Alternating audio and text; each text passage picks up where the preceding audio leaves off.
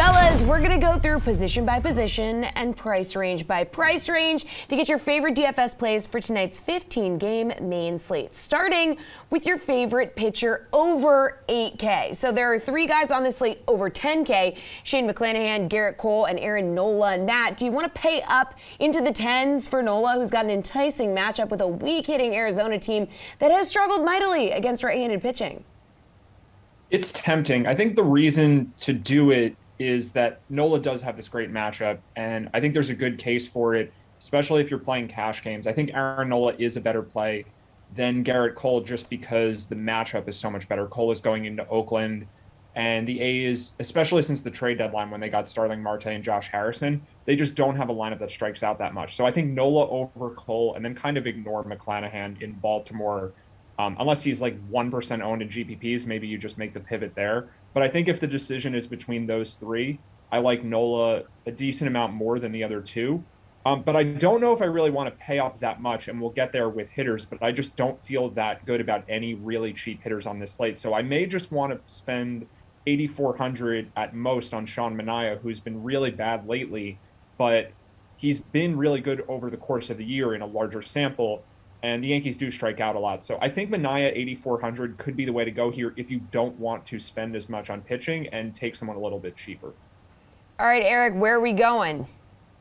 It's a pretty strong pitching slate overall, which I think means that guys like Cole and Nola, who normally would be owned by nearly everybody, there's going to be just more competition for your pitcher slots. So they may not be quite as popular as they may be on some days.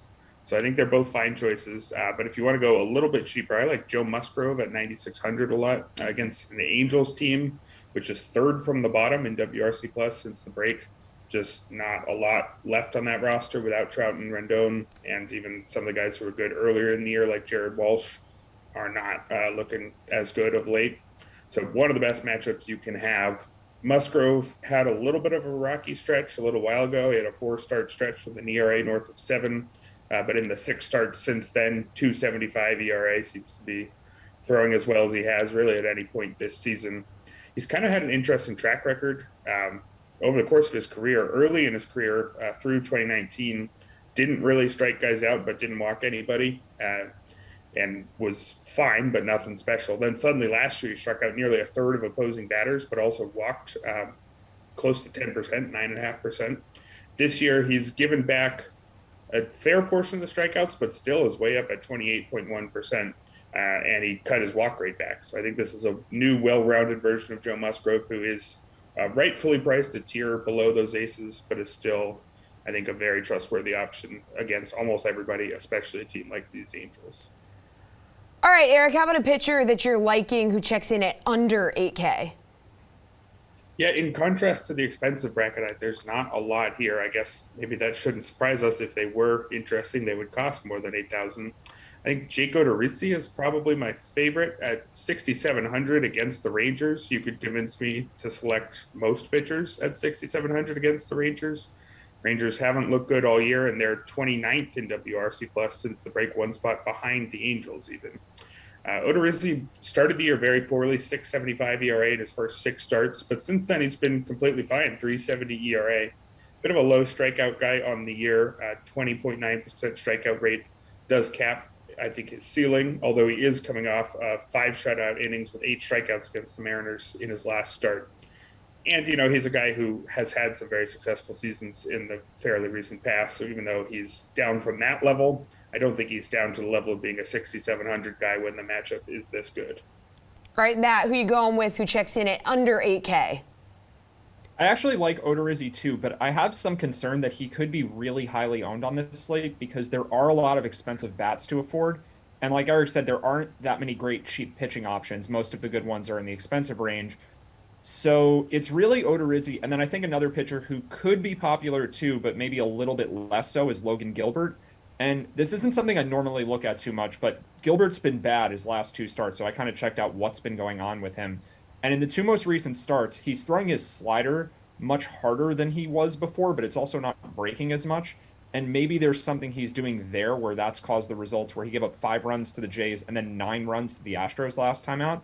So maybe their pitching coaching staff makes an adjustment with him and he goes back to throwing the slider the way he was, or maybe this is just a fluke and he faced two good offenses and that's why he had two bad games. But Gilbert for the year has really good numbers in terms of strikeouts and walks. His ERA doesn't really line up with it, but the peripherals are there, and he's got a matchup at home against the Royals for 7,700. So really, for me, it's a concern that Gilbert could be highly owned along with Odorizzi. And if he's not, I think he's my favorite pitcher on the whole slate, ahead of Cole and Nola because of the savings you get with him. All right, let's move to a big bat, a hitter over 5K. So, Matt, you got a couple of Rays that fit the bill here, facing an enticing matchup with Matt Harvey.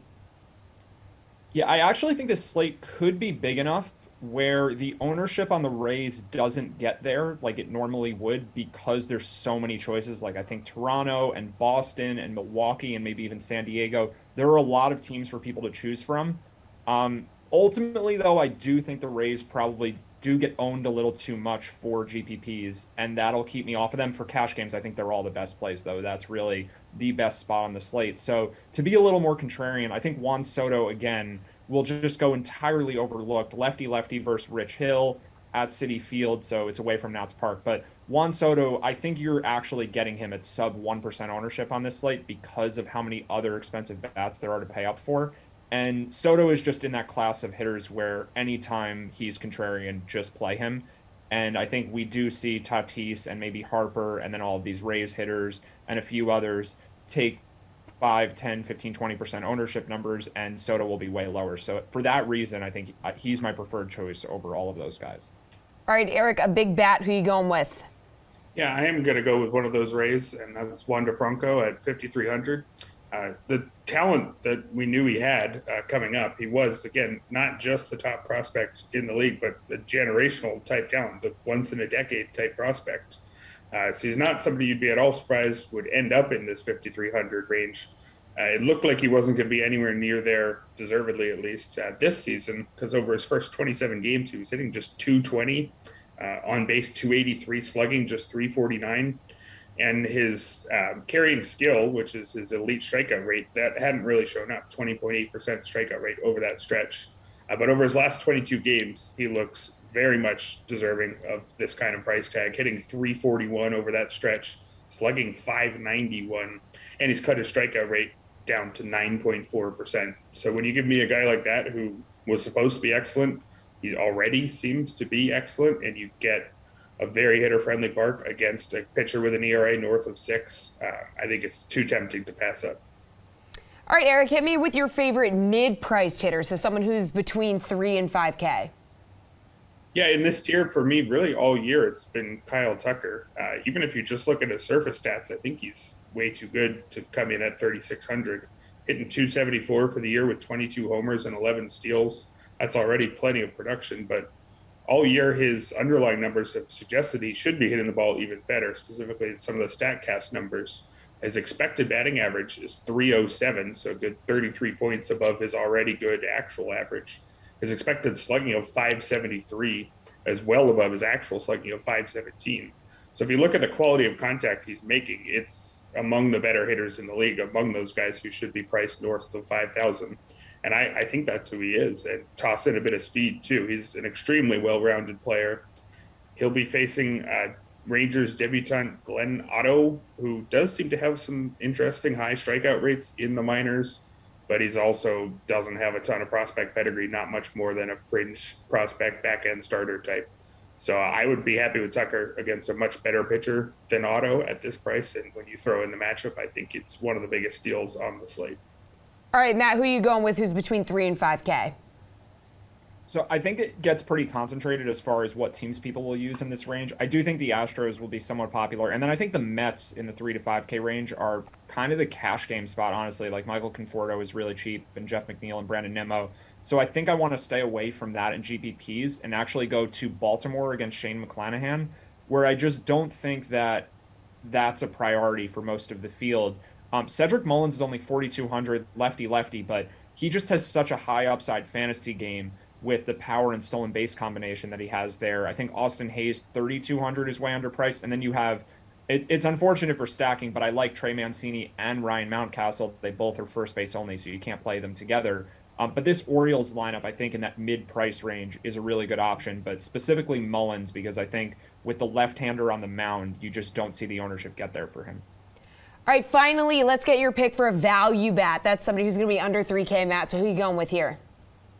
I'll go all the way down to the bottom of the salary range with Victor Robles, who I think will probably lead off against Rich Hill. And I do think that this Nationals stack it's a weird one, like it kind of has been for a while now, where Soto is very expensive and then no one else on the team is really expensive at all. So you have Robles at 2K, Ryan Zimmerman at 2,800, Lane Thomas 2,200. I think all of those guys could be in the lineup. So those are pretty intriguing value plays. And if you want to stack an expensive team, you're gonna need to save salary somewhere. I think this is a hard slate to do it. So I actually do worry that Robles could be kind of chalky. Maybe Zimmerman is the better choice, but cheaper Nationals in general against Rich Hill, I think it's a good spot for them. All right, Erik, who are you going with who's under 3K? I like Tyler Naquin at 2,700. He's riding a 15-game hitting streak. He's hitting 446 over that stretch. 5 homers, scored 15 runs. He's scoring so many runs because he's moved into the top 2 spots in the order in his the Reds' last 6 games against righties. He's hit first or second.